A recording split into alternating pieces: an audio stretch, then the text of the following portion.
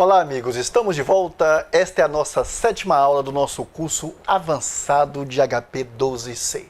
E nesta aula nós não vamos mexer com HP 12C.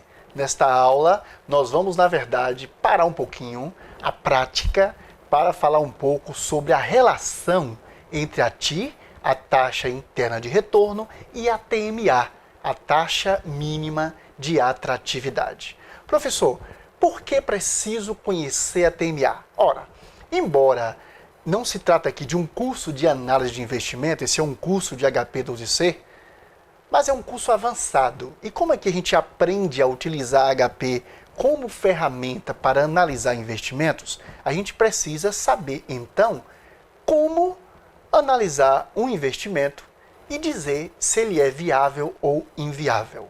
Para isso, a gente precisa trabalhar com algumas ferramentas. Uma delas, vocês acabaram de ver, que é a taxa interna de retorno. Então, o que nós faremos? Nós vamos comparar, nós vamos ver a relação entre a TIR e a TMA. Uma aula curta, tranquila, ok? Então, o que é a TMA? O que é a taxa mínima de atratividade? Ela é justamente isso aí.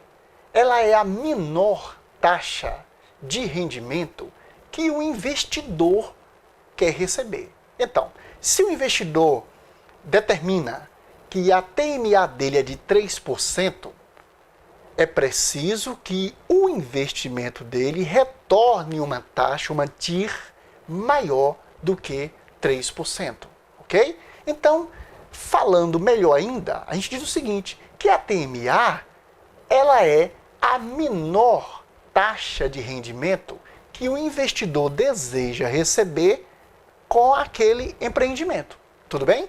Então a gente pode dizer o seguinte, olha, se a TIR, a taxa interna de retorno, ela for maior que a TMA, se a TIR for maior que a TMA, a gente diz que aquele projeto de investimento ele é viável. Mas veja bem, ele é viável considerando a TIR. Devo dizer aqui para você que para analisar e dizer, para discorrer sobre a viabilidade ou não de um projeto de investimento, não se aconselha utilizar apenas um instrumento, apenas a TIR. Existem outros, payback, a gente vai falar sobre payback aqui, existe o VPL, valor presente líquido, que é inclusive o nosso próximo conteúdo, ok? Então existem outras ferramentas que vão proporcionar uma análise mais detalhada da viabilidade ou não, né?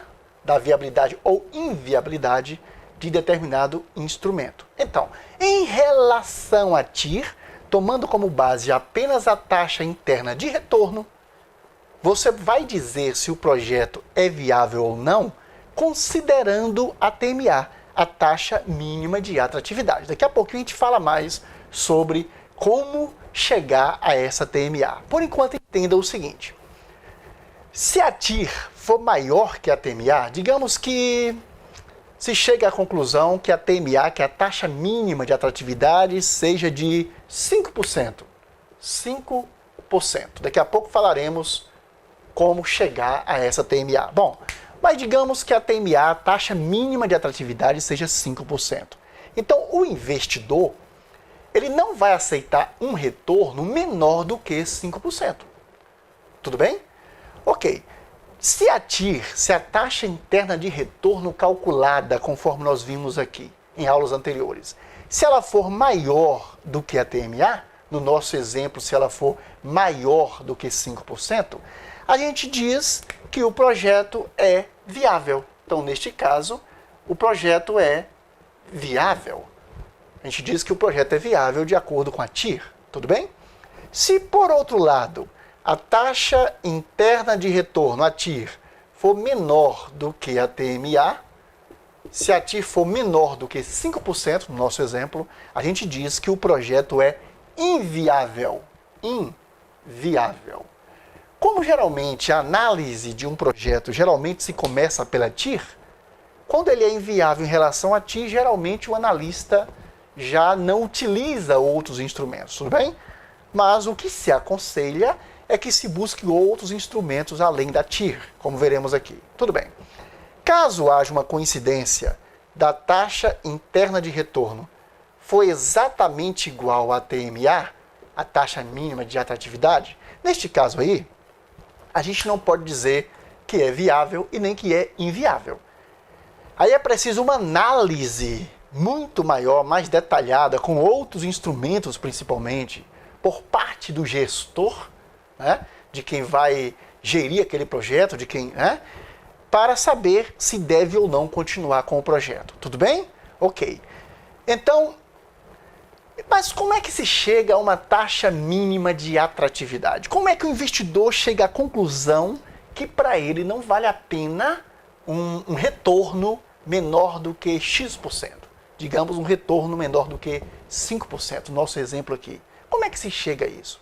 A taxa mínima de atratividade, ela é calculada, na verdade, com base no custo do capital, no custo daquele investimento. De repente, o investidor está investindo, mas com dinheiro de terceiros, com capital de terceiros. Não é capital próprio, é capital de terceiros. Então vamos tomar como base essas duas situações, né? Como base essas duas situações. No nosso exemplo até aqui, nos nossos exemplos até aqui, nós falamos sobre empréstimo. João emprestou a Maria, né? E a gente considerou o tempo inteiro que esse dinheiro que João emprestou para Maria era um capital próprio, era um capital dele. Então vamos começar a nossa análise tomando como base capital próprio e não capital de terceiros, tudo bem?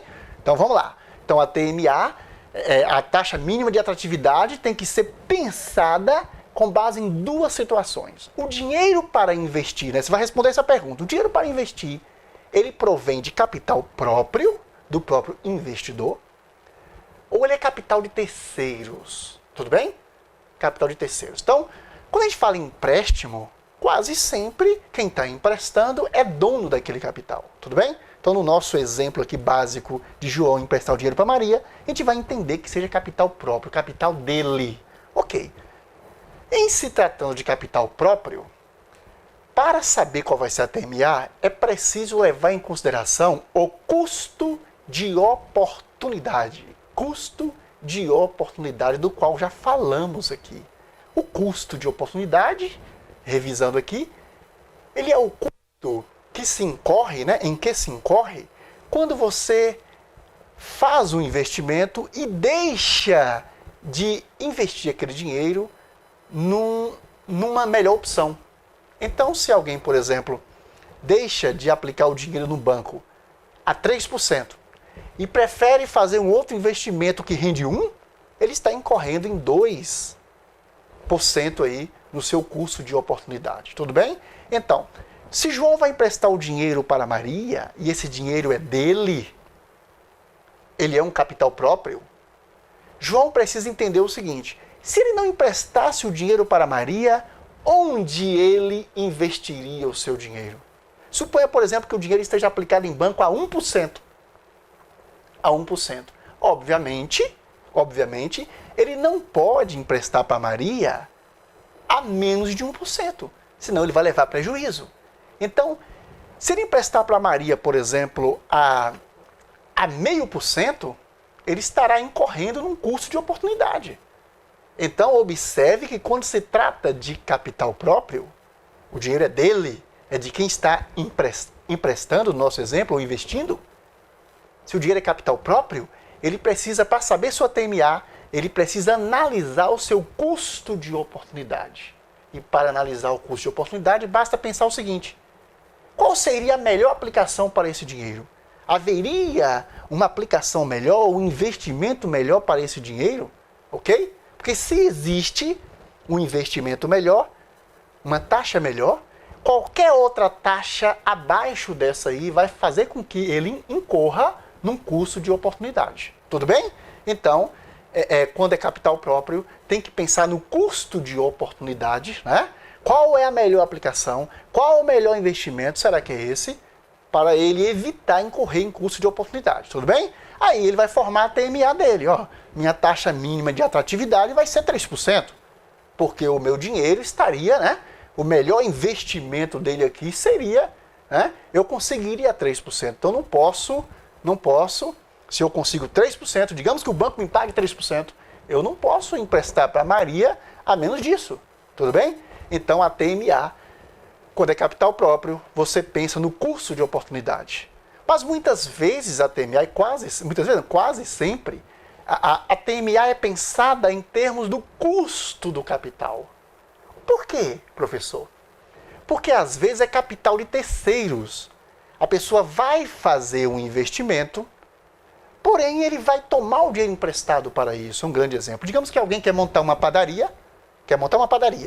E aí, para montar essa padaria, ele tomou um dinheiro emprestado em banco a juros de 2% ao mês.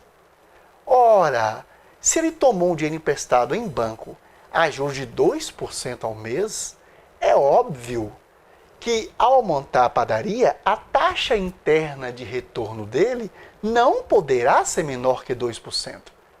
A TIR não poderá ser menor que 2%. Porque o custo do capital dele, falando aqui apenas no empréstimo em si, claro que ele pode ter outros custos, né? Mas o custo de capital dele foi 2%. Então ele precisa ganhar acima disso. Estão entendendo?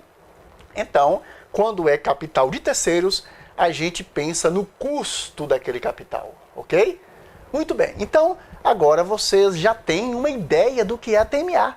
Essa taxa mínima de atratividade, né, é o menor rendimento que o investidor desejaria ter, né? Então, ele precisa ter um rendimento acima, né? O investimento dele precisa retornar acima daquela TMA, daquela taxa mínima de atratividade.